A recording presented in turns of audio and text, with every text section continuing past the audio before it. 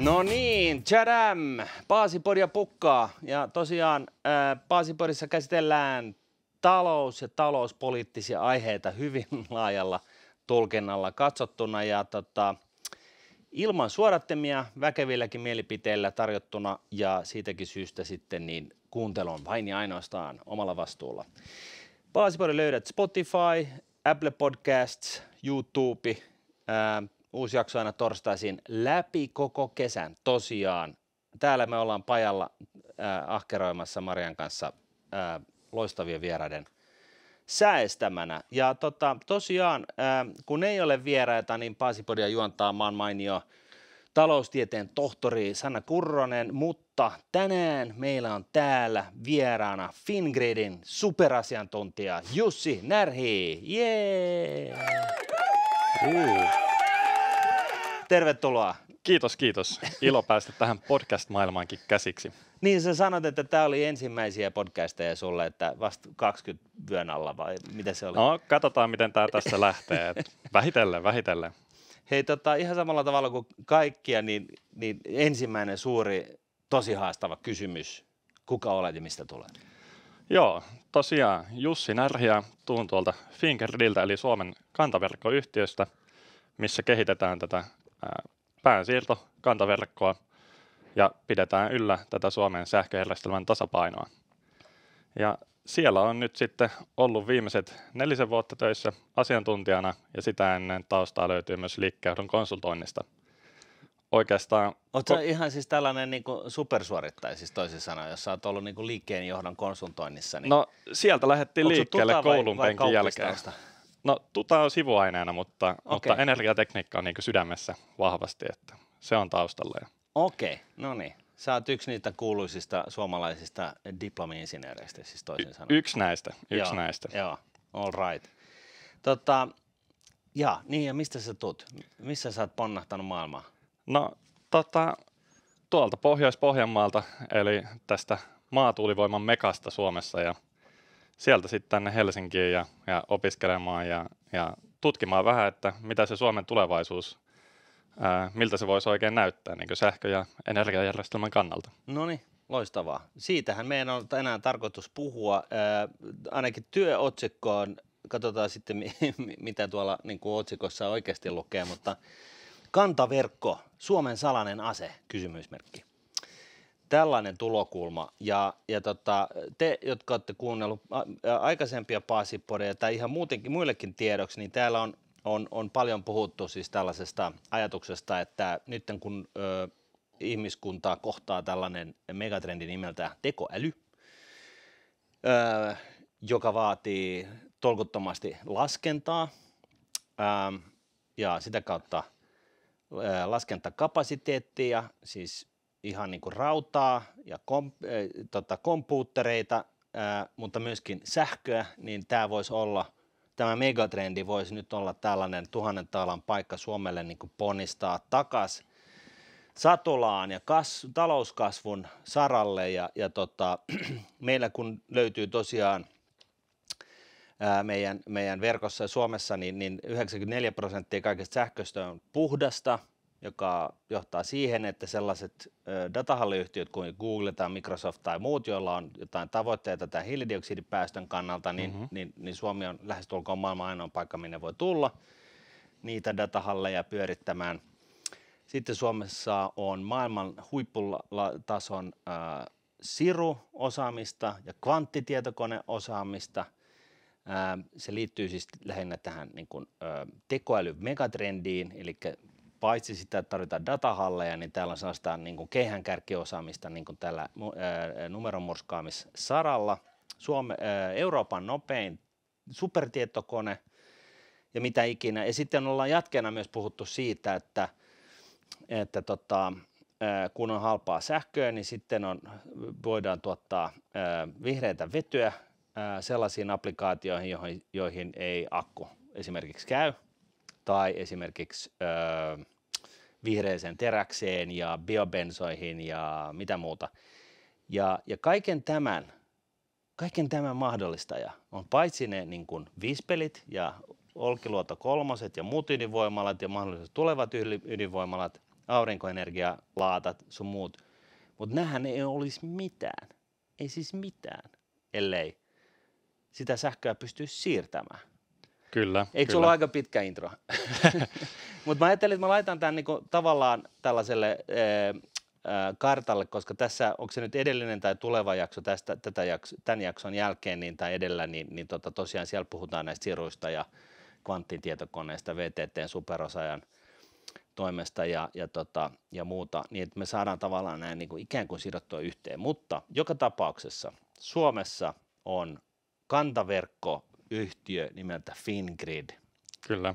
Voitko vähän taustottaa nyt sitä, että mikä hiton kantaverkko ja miten tämä korona ei liity siihen?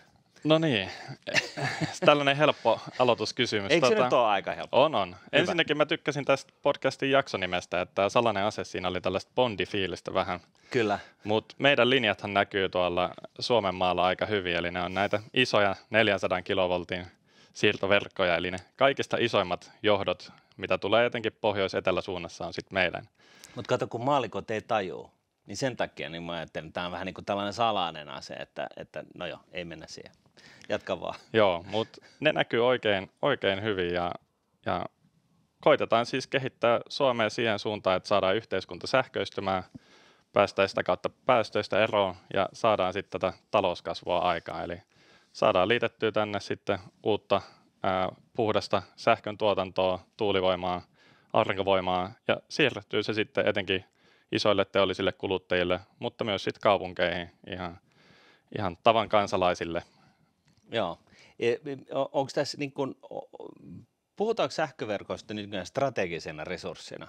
Et se on niin kuin ihan niin kuin sillä tasolla, sillä levelillä?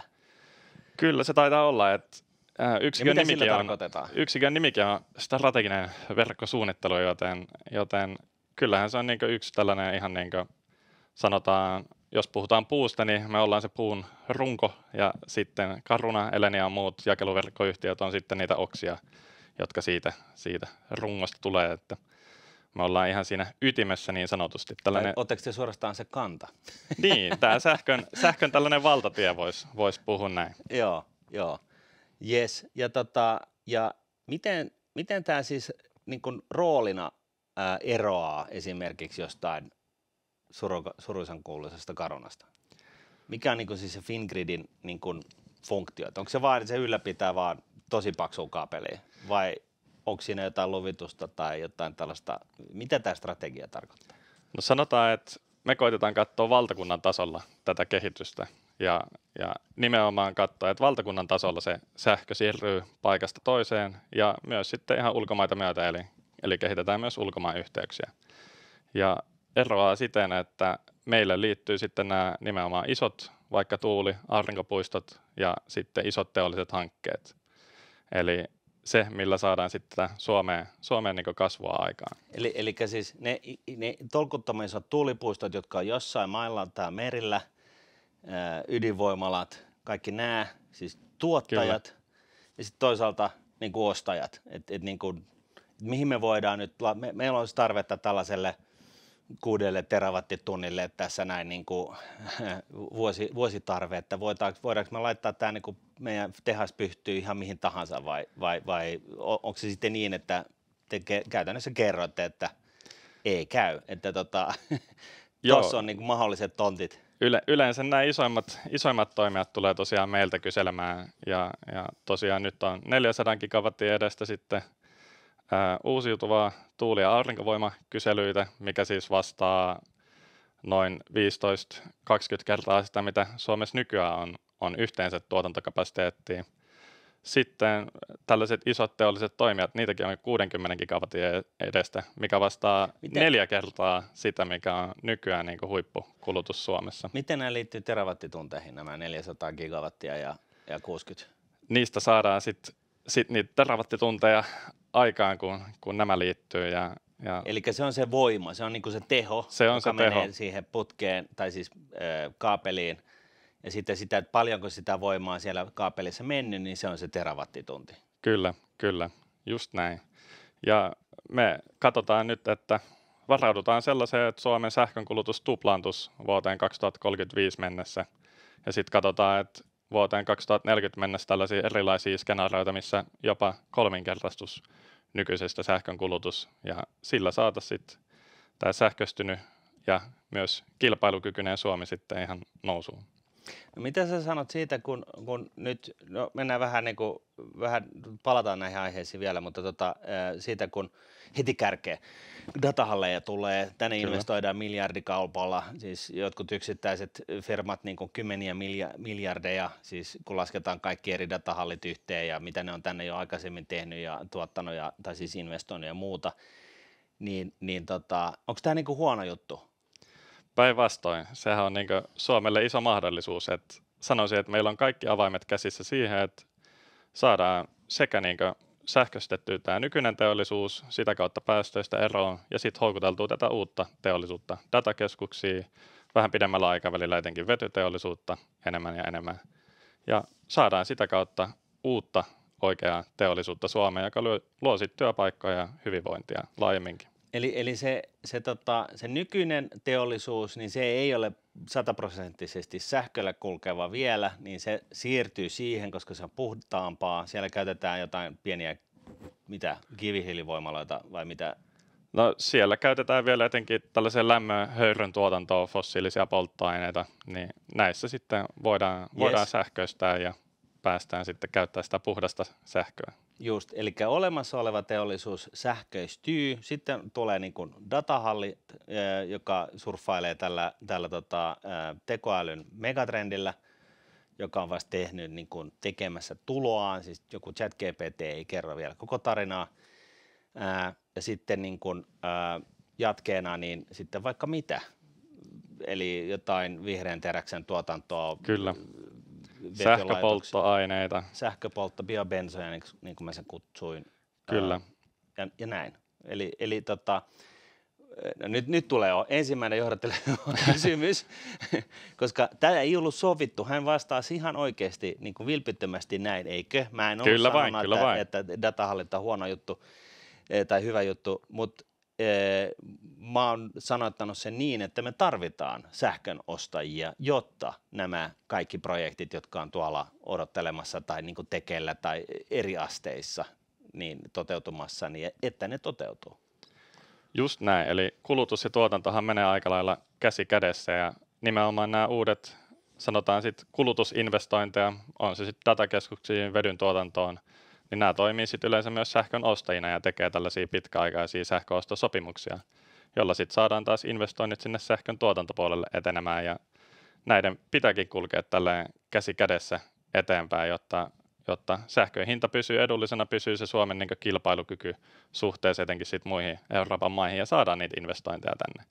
Eli ainoa tällainen kasvun tie on se, että me pystytään lisäämään tänne sitä uusiutuvan tuotantoa, meillä on siihen paljon potentiaalia, me saadaan tänne niitä investointeja sinne kulutuspuolelle ja nämä sitten pitäisi löytää toisensa ja kehittyä sitten samaan aikaisesti. Ja te ihan konkreettisesti sitten yhdistätte ne molemmat. Kyllä, just näin. Eli tässä päästiin siihen, että mitä me oikein itse asiassa tehdään. Joo. Ja tällä hetkellä, jos nämä datapisteet on pielessä, niin Fingrid siirtää lähestulkoon 100% Suomen sähköstä. No aika korkeissa luvuissa ollaan, mutta ei ihan siellä 100%. Okei. Verkon pituus noin 15 000 kilometriä. Kyllä. Ja valtio omistaa Fingridistä 51% ja onko sitten eläkeyhtiöt tai muut 49%? Joo, sieltä tulee loppuosa sitten aika pitkälti. Yes, ja tämä on, Fingrid on siis, voiko se vielä lisäksi mieltää sillä tavalla, että tämä on niinku tällainen sähköalusta, eli että se on niinku mahdollista, ja Fingridhän ei kilpaile tai käytä monopoliasemaa, ei ala ruuvaa mistään niinku lisää hintaa ja fyrkkaa itselleen maksimoidakseen tuottonsa, vaan se on niinku tällainen niinku tyypillinen valtionomisteinen yhtiö, joka mahdollistaa talouskasvun. Nimenomaan, sen eteen me koitetaan tehdä töitä, että saataisiin nimenomaan kehitettyä tätä meidän verkkoa ja pidettyä se tasapainossa niin, että saataisiin tänne sitten liitettyä näitä uusia kulutustuotantoinvestointeja. Näin. Yes. Hyvä. Tuossa oli nämä datapisteet ja Ja lopuksi, no joo, ei kun siirrytään eteenpäin. Miksi sähköverkko on kriittinen talouskasvulle juuri nyt? Vai voiko se kääntää ja sanoa, että onko se niin, että kun jotkut väittää, että Suomella on tällä hetkellä sellainen 5-10 vuoden etumatka niin lähestulkoon kaikkiin muihin länsimaihin nähden niin kuin tällaisessa kapasiteettipotentiaalissa, että me ollaan niin kuin poikkeuksellisen niin kuin pitkäjänteisellä, järkevällä tekemisellä nyt sellaisessa pisteessä, missä meillä on ihan konkreettisesti 5-10 vuoden etumatka tuottaa puhdasta sähköä halvalla esimerkiksi ihmiskunnan tekoälyn megatrendin mahdollistamiseksi? Sanoisin jo, että Pohjoismaat, Suomi ja sitten Iberian niemimaa on niin Euroopassa sellaisia alueita, mitkä nyt nähdään niin hotspotteina tälle, missä voidaan kehittää sitä uusiutuvaa sähköntuotantoa. Meillä sitä pystytään liittämään myös hyvin kantaverkkoa, eli sen verran vahvaksi se ollaan kehitetty ja kehitetään edelleen, että nyt mitä ollaan oikeastaan viimeisen 100 vuoden aikana tehty, niin nyt me koitetaan tehdä se sitten seuraavan 8 vuoden aikana vielä tuplata kapasiteetti, etenkin niin pohjois-etelä-suunnassa. Eli kovasti tehdään töitä sen eteen, että siellä liitettävyys pysyy myös hyvällä tasolla ja pidetään se kantaverkko yhtenä Suomen kilpailuvalttina. Kaikkialla ei ole samanlaisia mahdollisuuksia, etenkään sit myöskään kehittää niin maatuulivoimaa, mikä on tällä edullisin tuotantomuoto tällä hetkellä. Ja, sama pätee sitten myös aurinkovoimaa, merituulivoimaa, että saadaan tätä uusiutuvan potentiaalia Suomessa vaan on aivan valtavasti. Ja tästähän tulee mieleen sellainen havainto itse asiassa, että tämähän tarkoittaa, että jos meillä on nyt tällainen erityisen vahva asema just nyt tällä hetkellä, niin nyt jos tämä supersähköintensiivinen numeronmurskaamistarve nimeltä tekoälyn megatrendi pitää ylipäätänsä saada jonnekin jollain tavalla toteutettua. Ja jos yritys on sellainen, että sillä on tavoitteena hiilineutraalius tai negatiivisuus, niin sehän niin kun käytännössä, kun sä otat kaikki planeetan kaikki maat, niin kun analysoit ne läpi, että minne kannattaa tunkea datakeskukseen, niin ne kaikki nuolet alkaa ennemmin tai myöhemmin tässä analyysissä osoittamaan Suomeen. Ja se on niin kun se 1000 taalan paikka kyllä, ihan konkreettisesti, kyllä, mikä meillä on tässä ja nyt. Kyllä, ja se näkyy meillä, että tässä on ihan niin kuin viimeisten vuosien aikana niin kyselyt kasvanut ihan huimaa vauhtia ja puhutaan siis siitä, että näitä datakeskuskyselyitäkin on yli 20 gigawattin edestä, sama sinne vedyn tuotantoon. Ja sitä kun peilaa tähän, että nykyisin se sähkön kulutus on se 15 gigawattia huipussaan talvella, niin tavallaan jo näillä hankkeilla niin tuplattaisiin se siitä ja kolminkertaistettaisiin siitä, mitä nykyisin sitten on sähkön kulutus. Eli kyllä kysyntä on niin kuin valtavaa ja jonnekin nämä hankkeet sitten toivottavasti tulee Suomeen. Niin ja siis jos niillä on nämä hiilidioksidineutraalius- tai negatiivisuustavoitteet ottamatta kantaa niihin, että onko ne järkeviä tai ei, niin sittenhän niitä on pakko tulla Suomeen. Se on vähän niin kuin, ja jos me vaan niin kuin pidetään niin kuin lippu pystyssä, että tässä kyllä, tervetuloa, tuossa on se punainen matto, tässä on kuohuvaa toiseen käteen, saadaanko esitellä, tuossa on teidän tontti ja tuossa on tuollainen niin kuin ihmisen paksoinen kaapeli, joka tulee tuohon noin kyllä stepseliin, että sen kuin plug and play. Joo, ja tätä me koitetaan meilläkin tässä visiotyössä sinne vuoteen 2040 asti, eli 15 vuoden päähän katsoa, että mitkä siellä on oikeasti Suomen mahdollisuudet ottaa se siivu niin kuin siitä globaalista markkinasta, vaikka näille datakeskuksille, vetyteollisuudelle. Mikä on se siivu? Päästäänkö me siellä siihen, että Suomeen tulee 10% kaikista maailman tai Euroopan vaikka vetyteollisuudesta? Joo. Toivottavasti päästään ainakin sinne suuntaan, että meillä on kaikki avaimet käsissä sen suhteen, että tätä ei nyt vaan siis pitäisi niin kuin päästä mokailemaan, että nyt olisi niin kuin Tuossa se on, ja nyt tämä on tekemistä vailla valmis. Onko se totta, että näitä datahalli-investointeja on niin kuin päälle 100 tällä hetkellä niin kuin ikään kuin jossain taustalla tekeillä? Tai niin kuin tällaisia, vai onko ne 200 jopa? Kymmeniä on ainakin, mitä on julkisesti tiedossa olevat hankkeet. Nyt kun me ei puhuta siitä, mikä on julkista, kun niin kuin tosiaan me ollaan tässä näin niin kuin turvassa näin 200 täällä puhutaan näistä jutuista, niin olisiko se... Niin kuin... Puhutaan siitä, että niitä on se yli 20 gigawattia ja sitten jokainen voi tehdä siitä omat johtopäätöksensä, missä luvuissa ollaan, mutta... 20 gigawattia, joka on siis teholtaan sellainen määrä, joka ylittää, niin kuin, tai jota voidaan niin kuin suhteuttaa Suomen talvisen huippuun meneekin tarpeeseen, joka on 15 gigawattia. Eli se on niin kuin ihan kirjaimellisesti niin kuin yli nykyisen huippukulutuksen käytännössä. Ja kyllä siellä on kymmeniä toimijoita, jotka Suomesta on kiinnostunut, ja näiden kaikkien kanssa käydään sitten tietenkin keskusteluja ja koitetaan löytää, niin kuin, että mikä on sille asiakkaalle se tarve, milloin olisi tulossa ja minne pystyisi niin kuin Suomessa sitten liittymään. Mites jotkut kun on sanonut, että ei tämä Fingrid ole niin hyvin asemoitunut, että nyt tarvitaan paljon investointeja heti, että ikään kuin nyt tämä kriisi on, että meillä on kriisi, koska Fingrid ei ole kaikkea sitä niin kuin supersiirtäjää, mitä ollaan väitetty, niin pitääkö se paikkaansa? No sanoisin, että tällainen voimajohtohanke vie sen noin 8 vuotta aikaa kehittää, ja sama se on sitten näillä vaikka datakeskushankkeilla, se vie about tuon aikaa niiden eteenpäin vieminen myös, niin tässä pitäisi myös meidän sitten olla niin kuin dialogissa asiakkaiden kanssa, että minne olisi tulossa ja milloin, ja kehittää sitten verkkoa niin kuin heidän käyttöönsä ennakoivasti. Nyt on hetkellisesti vähän niukkuutta Etelä-Suomessa, mutta sinnekin valmistuu investoinnit tässä ihan muutaman vuoden aikana, ja sitten on taas kapasiteettia liittää uusia asiakkaita enemmän. Eli homma on niin sanotusti hanskassa. Sanoisin näin, että koko ajan tilanne paranee, että tässä vähän pääsi ehkä yllättää tähän alkuun sitten, että investointiin hyvin voimakkaasti sähkökattiloihin. Joo. Ja samaan aikaan suljettiin niin kuin eteläistä tuotantoa, mikä loi tällaisen haastavan tilanteen, mutta tästä ollaan pääsemässä yli ihan lähivuosien aikana, ja se tuskin investointeja kovin paljon sitten kuitenkaan hidastaa.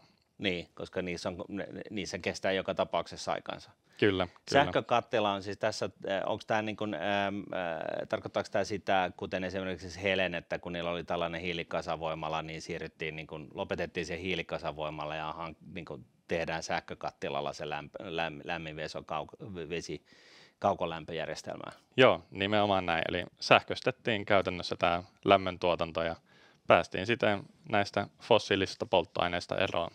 Yes.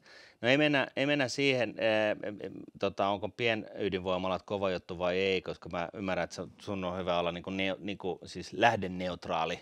Ihan samahan se on teille, että kuka sitä sähköä tuottaa ja se on niin kuin tyhmää ja haukkuu muut lyttyyn jonkun toisen puolesta, mutta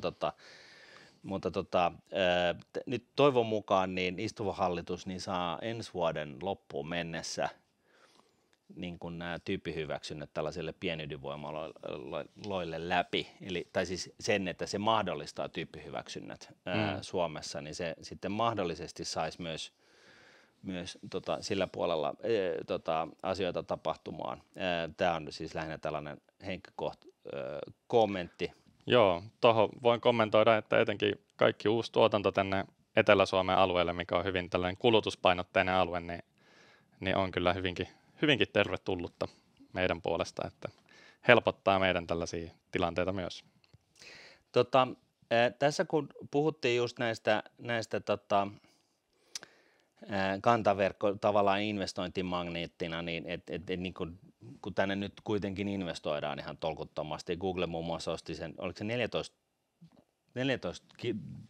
neliökilometriä, siis mitä se tekee hehtaareissa, mutta siis niin kuin ihan tolkuton, jos hehtaari on 100 metriä kertaa 100 metriä, niin 14 neliökilometriä maata, todennäköisesti datakeskus, eihän ne oikein muuta tee, niin siihen tarpeeseen. Ja niin kuin me tiedetään myös jaksosta 5, täällä Paasipodissa, niin Microsoft tavoittelee hiilinegatiivisuutta vuoteen, siis 5 vuoden sisään. Onhan se nyt niille niin kuin nämä vaihtoehdot, minne tulla, niin on aika vähissä. Ja lumisupertietokoneelle tulee kaveri, joka on vieläkin nopeampi, ja mä oon ymmärtänyt, että näitä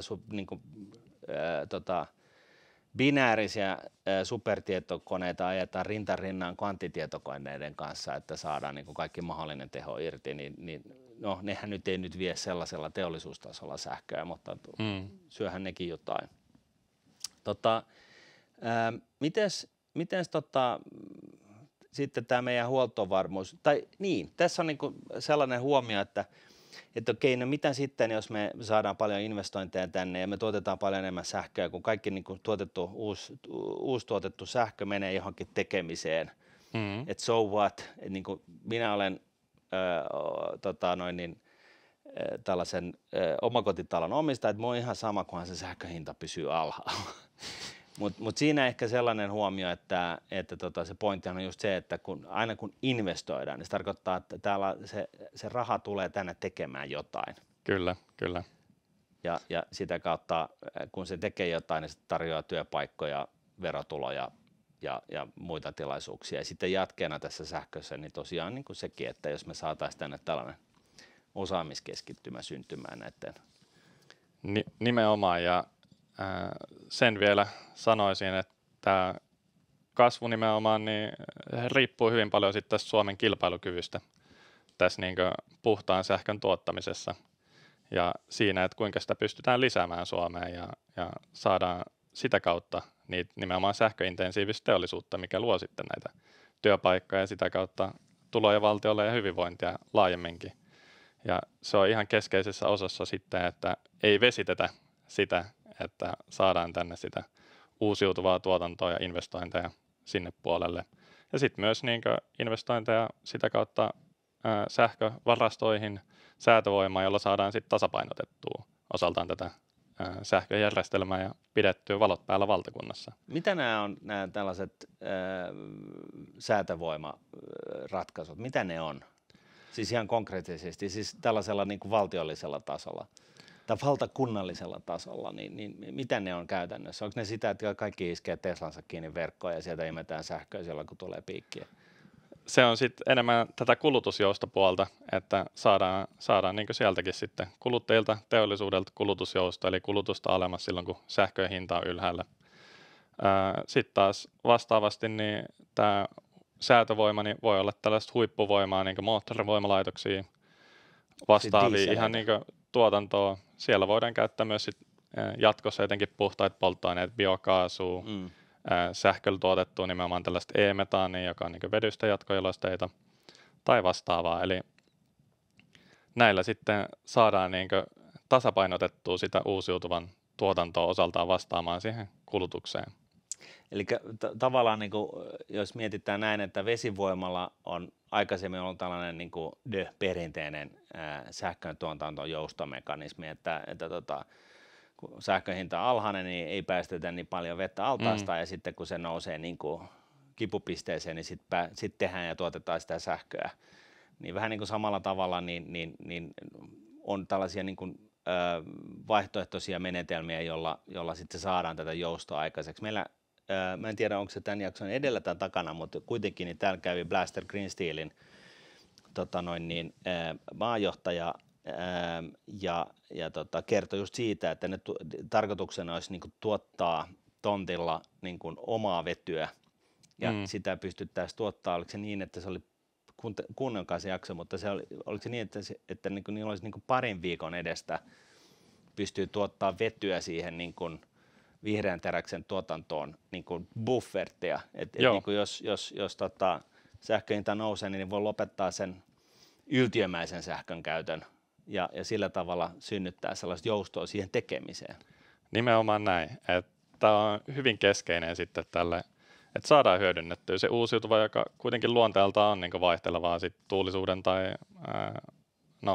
auringon paisteen mukaan. Ja tässä sitten tietenkin Suomessa toimii hyvin pohjalla, kuten mainitsit, niin vesivoima.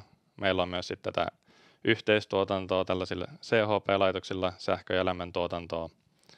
Ja sitten tähän lisäksi päälle nyt investoidaan paljon sähkövarastoihin ja jatkossa voidaan... Siis akkuja? Joo, akkuja. Siis teollisuusluokan akkuja? Kyllä, ja niitä tulee nyt aika lailla pilvin pimein sitten kyselyitä meille ja kehitetään niitä hankkeita eteenpäin. Mitä, onko se jonkun konten kokoisia vai mitä akkuja ne on? Joo, ne on sellaisia isoja kontteja käytännössä. Ja sieltä saadaan sitten nimenomaan pidettyä Suomen sähköjärjestelmä tasapainossa ihan joka sekunti käytännössä. Ja niin, kulutustuotanto mätsättyy. Se on vähän niin kuin sellainen sähköauto, että kun katsoo sitä sähköautoa, että nyt se tuottaa sähköä ja nyt se imee, nyt se tuottaa jarruttamisesta sähköä, lataa akkua ja sitten nyt se käyttää sitä, niin se on niin kuin vähän sama juttu, että me niin kuin hajautetusti sirotellaan kaiken näköistä joustokapasiteettia ympäriinsä, myös esimerkiksi nämä akut. Kyllä. Ja sitten niitä pystyy niin kuin hyödyntämään sekuntitasolla, että niin kuin saadaan niin kuin sähkön hinta niin kuin pysymään tai kulutus. Niin, saadaan tasapainotettua sähkön tuotanto ja kulutus ja sitä kautta pidettyä niin kuin sähköjärjestelmä toiminnassa.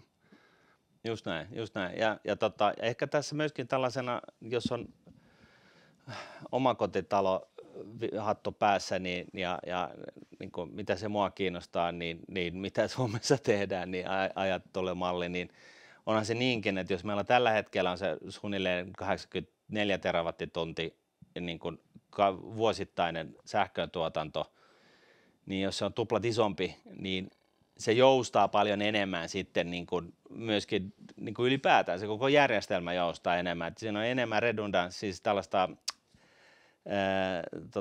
niin kuin huoltovarmuutta ikään kuin, kun sulla on niin kuin isompi sähköntuotantopuisto, oli se sitten ydinvoimaa tai tuulivoimaa tai aurinkovoimaa tai vesivoimaa, mutta kuitenkin, niin se niin kuin, ja lisäksi sitten tämä säätövoima, että sekä pystytään ottaa niin kuin säilöstä niin kuin lisää sähköä, kapasiteettia ja sitten toisaalta kulutuspuolella pystytään tasaa sitä, niin kaikki tämä, niin kuin, eikö niin, teet tästä niin kuin paljon huoltovarmuutta. Edesauttaa sitä, että saadaan pidettyä nimenomaan tasapainossa koko ajan, eli mitä enemmän meillä on sitten tällaisia assetteja, on se sitten tuotantopuolella jotain joustavaa tai kulutuspuolella, niin se helpottaa tietenkin sitä tilannetta, ja mekin ollaan tunnistettu, että se on niin kuin yksi tällainen keskeinen epävarmuustekijä tässä kehityksessä, ja ollaan tehty tällaista skenaariotyötä sitten sinne 15 vuoden päähän, että entä jos se kulutuspuoli ei joustakaan niin paljon, saadaanko me silti joustot? Saadaan, sitten vaaditaan vaan enemmän tuotantopuolelle näitä säätövoimaa, akkuja ja pumppuvoimaloita muun muassa. Sitten taas jos kulutuspuoli joustaa vaikka vedyn tuotannossa, kuten mainitsit, niin sitten taas se jouston tarve siellä tuotantopuolella on pienempi ja saadaan sitten nimenomaan näille, että vetyä tai sen jatkojalosteita varastoimalla, niin saadaan sitten sitä joustoa aikaan siellä kulutuspuolella muun muassa. Just näin. Joo.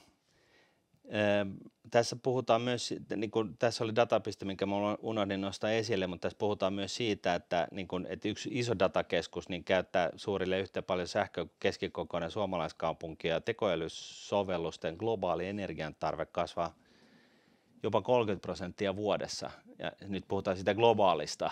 Kyllä. Niin se tarkoittaa sitä, että jos kaikki nuolet siinä, kun analysoidaan maapallon sähkötuotantoa, että mistä löytyy vihreätä ja puhdasta sähköä, niin osoittaa Suomen, niin se tarkoittaa, että me oikeasti, nämä ei ole mitään utopioita, nämä niin kuin kasvulukemat täällä Suomessa, vaan nämä on ehkä enemmänkin tällaisia niin kuin konservatiivisia. Siitä voi tulla iso siivu tänne, ja hankkeitahan tässä on jo nähty, mitä tulee useampia Suomeen, ja useita on kehitteillä, että kyllä mä näkisin, että ne on nyt, datakeskukset on se, mikä ainakin ensiksi olisi niin kuin tässä tekoälybuumissa käytännössä tulossa tänne Suomeen, ja sitä kautta saadaan sitten niin kuin myös niin kuin investointeja tulee sinne kulutus- ja sitten myös tuotantopuolelle. Just näin. Miten sitten, jos näitä niin kuin pienydinvoimaloita tai pienempiä tuulipuistoja ja tällaisia niin kuin pystytetään esimerkiksi Kemiön saaristossa, siellä on 3 vispeliä, jotka pyörii, niin tarvitaanko siihen Fingridiä vai onko se sitten sellainen, että ne on sellaista niin kuin näpertelyä tässä niin kuin Fingridin niin kuin, mittakaavassa. Sanotaan, että sitten kun aletaan puhua ainakin niin sadoista megawateista, mitä tulee näitä tuulipuistoja, niin sitten yleensä se kysely tulee meille ja meidän kautta sitten liitetään verkkoon. Eli tällaiset sanotaan isommat hankkeet, niin tulee yleensä sitten meille tai liittyy sitten jonkun oman johtonsa kautta meidän asemalle ja saadaan sitä kautta nämä isommat hankkeet niin sanotusti maaliin. Just näin. Kertaa nyt vielä, että mitä nämä niin kuin näköpiirissä olevat projektit olikaan. Eli se oli niin kuin 400 gigawattia. Kyllä, eli 400 gigawattia miten on se menee niin kuin mega ja giga, niin miten avataan tämäkin nyt vielä? Eli meillä on 400 gigawatin edestä mitä? Siis uusiutuvan tuotannon liityntäkyselyitä, eli maatuulivoimaa, merituulivoimaa ja aurinkovoimaa. Ja 400 gigawattia on sitten käytännössä 400 000 megawattia, jotka on ehkä sitten vähän tutumpia, eli voidaan sanoa, 400 000? Tällä hetkellä taitaa... Mikä on Olkiluoto 3 teho? 1600 megawattia. Just näin. Ja tuulivoimaa tällä hetkellä on yli 8000 megawattia. Eli siihen nähden sitten, puhutaan monikymmenkertaisesta määrästä. No todellakin. Ja kaikki nämä tietenkin on tällaisia hyvin alustavia liityntäkyselyitä, mutta Suomen uusiutuvien mukaan näitä maatuulivoimahankkeita taitaa olla kehitteillä yli 60 000 megawatin edestä tällä hetkellä. Eli siinäkin puhutaan jo tosi isosta kokoluokasta. Ja nämä hankkeet sitten, jos saadaan vietyä Suomessa onnistuneesti maaliin, saadaan sitä puhdasta uusiutuvaa sähköä sen uuden sähköintensiivisen teollisuuden käyttöön. Onko mitä tuolle Fennovoimalle kuuluu? Onko sinne tulossa uusi ydinvoimala? Vai onko Suomeen tulossa uusia ydinvoimaloita? Eikö se ollut niin kuin ikään kuin ajatuksena kuitenkin, että tänne pitäisi tehdä? No viimeisimpien uutisten mukaan, mitä olen lukenut, niin taitaa se Fennovoima-hanke olla melko pitkälti haudattuna. Mutta onhan näitä sitten Fortum on ainakin tullut esille, että he olisivat mahdollisesti kiinnostunut kehittää uutta ydinvoimaa. Mutta sille pitää sitten löytyä myös maksaja, että kuka siitä ydinvoimasta on valmis maksamaan. Ja tällä hetkellä se on vaan hieman kalliimpaa kehittää ja rakentaa ydinvoimalla, entä sitten vaikka uutta tuuli-aurinkovoimaa. Eli se on sitten siitä kiinni, että löytyykö tälle uudelle ydinvoimalle maksaja. Eikö se olisi kuitenkin fantastinen juttu, jos me saataisiin vielä lisää ydinvoimaa? Jos se saadaan sitten nimenomaan, että siitä vaikka sitten teollinen kuluttaja, joka haluaa tällaista sanotaan tasaista tuotantoa, niin on sitten valmis maksamaan hieman korkeampaa hintaa, niin mikä jottei. Eli kyllähän se sitten loisi tavallaan lisää kasvua. Eli sanoisin kyllä, että kaikkea vähän niin kuin, voidaan niin kuin tarvita. Joo. Mites kun mä entisessä elämässä maan mainia Miikka Luukkosen kanssa niin visioitiin asioita, niin Saksa kun on tehnyt sellaisen niin kuin aivot räjäyttävän aivopieron sillä, että ne on sulkenut kaikki ydinvoimalansa ja tukeutui aikoinaan, tai itse asiassa edelleenkin venäläiseen kaasuun ja näin, ja kun ne on jotenkin ihan sekaisin näiden asioiden kanssa, mä en tiedä, niillä on joku virus siellä, ne ei ymmärrä asioita, oma pahana häpeänsä, mutta olisiko niin kuin tämä Suomen niin kuin isompi niin kuin merkittävämpi liittäminen muuhun maailmaan, niin voitaisiko me olla niin kuin se Euroopan niin kuin sähkön tuottajat? Voidaanko me vetää sellaista kaapelia niin kuin vaikka Ruotsin kautta Saksaan ja sanokaa, että ottakaa nyt tuosta pahvit ja tuossa on niin kuin tilinumero, että tonne saa maksaa, että niin kuin kaasuputki niin kuin so out, sähköjohto so in. No siinä ehkä, jos verrataan sitten sähköä ja tällaista vetyputkea vaikka, niin vetyputki ehkä koko luokaltaan hieman isompi, jos tällainen yksi iso vetyputki tehdään. Ei, mutta mä tarkoitan siis sitten Nord Streamia, joka tuli Pietarista sinne.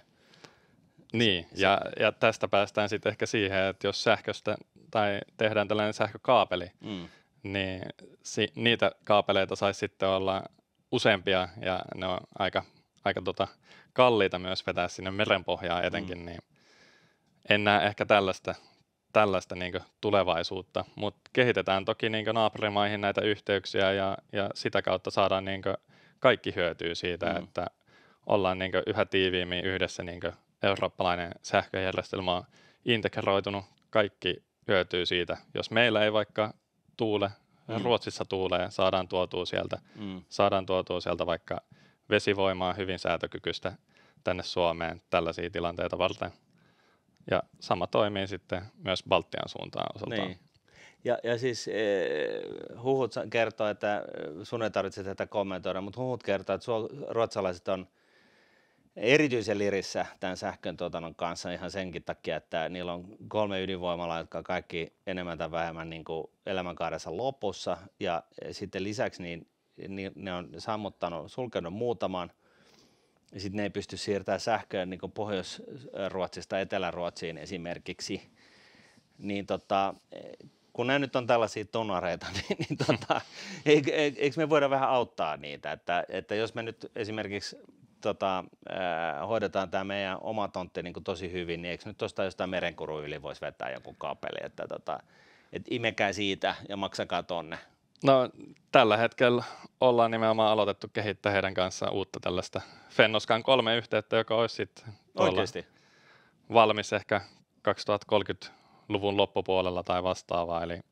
Eli kyllä tässä niinkö autetaan sitten puolia toisia. Vastaavasti ollaan kehitetty uusia yhteyksiä sinne Pohjois-Ruotsin ja Suomen välille, että saadaan sieltä myös sitä vaikka tätä vesivoimaa, mistä tämä uusi, meneekö se just merenkurun yli vai mistä kohtaa se menee? Menee siitä, no en osaa tähän Fennoskan 3 ottaa vielä kantaa, mutta Fennoskan 1 ja 2 löytyy sieltä, että menee käytännössä sinne Keski-Ruotsiin ja Etelä-Suomen paikkeilta. Just näin, okei. Ja sitten vissi tuolla Ahvenanmaan pohjoispuolella on mietitty joku tällainen Jolmeton iso merituulivoimala, 300 potkuria ja olisi se niin, että ne on niin kuin lavan alakärki pitää olla vähintään 60 metrin korkeudessa, eli voi niin kuin vähän hahmottaa, että okei, että sitten se yläkärki on, taisi olla niin, että se ei saa olla korkeampi kuin 350 metriä. Ja tällaisia pitäisi 301 kappaletta laittaa tonne noin, kuulostaa siltä, että kun se on niin kuin just siinä kohtaa, niin kuin hyödyt on ehkä se, että jos ei merenkurulla tuule tai tuolla pohjoisemmassa tuule, niin sitten ehkä tuulee siellä Ahvenanmeren pohjoispuolella ja sitten se on sellainen strategisesti just niin kuin pläjäytetty niin kuin keskelle merta, että se on jo puoleksi Ruotsissa.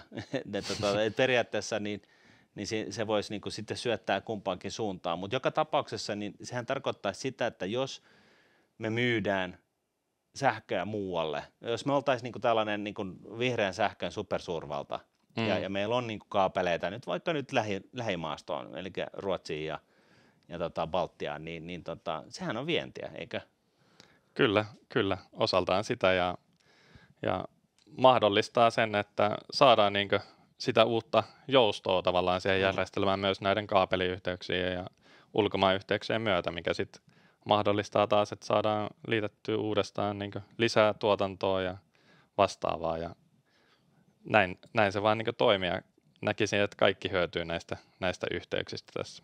Onko meidän kunnianhimo nyt tässä, että kun me puhutaan siitä, että me tuplataan tuotantokapasiteettia vuoteen 2035 mennessä, niin onko tämä kunnianhimoinen suhteessa esimerkiksi Ruotsiin, jotka nyt niin kuin täytyy miettiä ja imeä peukkua, että millä hemmetillä me ylipäätänsä pidetään valot päällä niin kuin Stureplanetilla, vai onko niillä niin kuin vielä, niin kuin ruottalaiset yleensä, kun niillä on vähän niin kuin enemmän uskallusta näissä suunnitteluvaiheen hommissa ainakin, niin onko ne, niin kuin, aikooko ne päihittää meidät tässä vai ollaanko me niin kuin johtotilanteessa?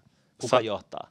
No en ota kantaa siihen, että kumpi johtaa, mutta kyllä kummallakin löytyy niinkö ennusteita, skenaarioita, jotka on nimenomaan tuonne kasvusuuntaan. Ja meillä se on sitten, että kulutus tuplaantuisi tähän vuoteen 35 saakka ja sitten katsotaan vielä hieman kunnianhimoisempia, missä niinkö kolminkertaistus vuoteen 2040 mennessä. Ja ruotsalaisilla on ihan vastaavia näkymiä sitten heillä, mutta siinä sitten voi tulla tietenkin pientä hitausmomenttia siellä. Kuulin, että Pohjois-Ruotsissa jokin hanke ei pystynyt etenemään, koska ei pystynyt vielä liittämään. Mutta Ajattele. näitä... Niillä ei ole Fingridiä. No.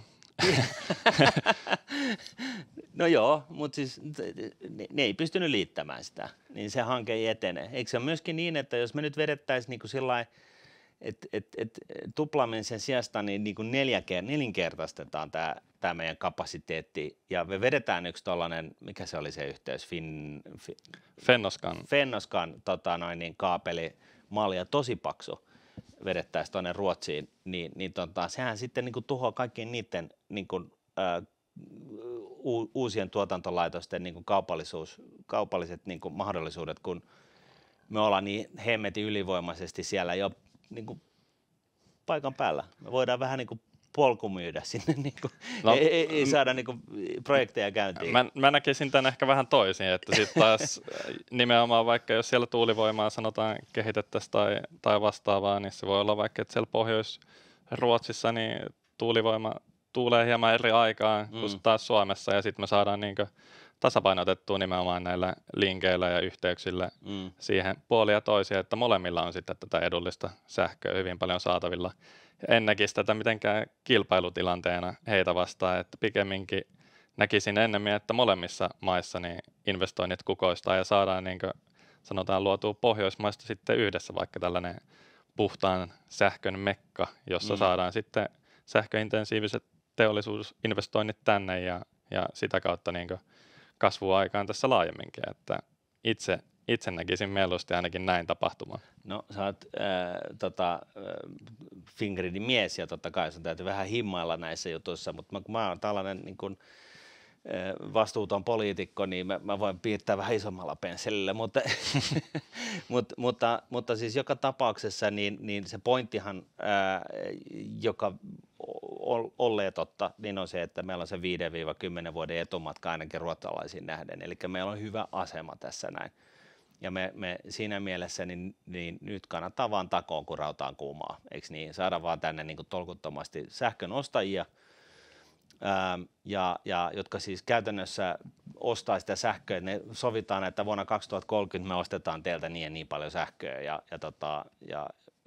sillä lupauksella saadaan sitten niin kuin projekteja käyntiin ja toteutettua, ja sitten 5 vuoden kuluttua niin tämä ostaja, niin silläkin on sitten kulutuskohde niin kuin rakennettuna ja valmiina, ja näillä mennään sitten eteenpäin. Kyllä, just näin. Ja nyt ehkä nähdään sitä, että tällä hetkellä niin meillä on sitä edullista sähköä täällä yllinkyllin saatavilla, mikä osaltaan sitten taas houkuttelee näitä kulutusinvestointeja. Niitä on nyt alkanut tulemaan enemmissä määrin. Ja sitten taas näen, että näiden pikkuhiljaa ne alkaa menemään ehkä enemmän vielä käsi kädessä eteenpäin. Ja sitten saadaan niin kuin, ensinnäkin Suomen kilpailukyky on vahvasti riippuvainen siitä, että saadaan pidettyä se sähkön hinta edullisena, mikä taas vaatii sitä, että saadaan oikeasti lisättyä sitä uusiutuvan tuotannon kapasiteettia, muuta tuotantoa, säätövoimaa, sähkövarastoja Suomeen.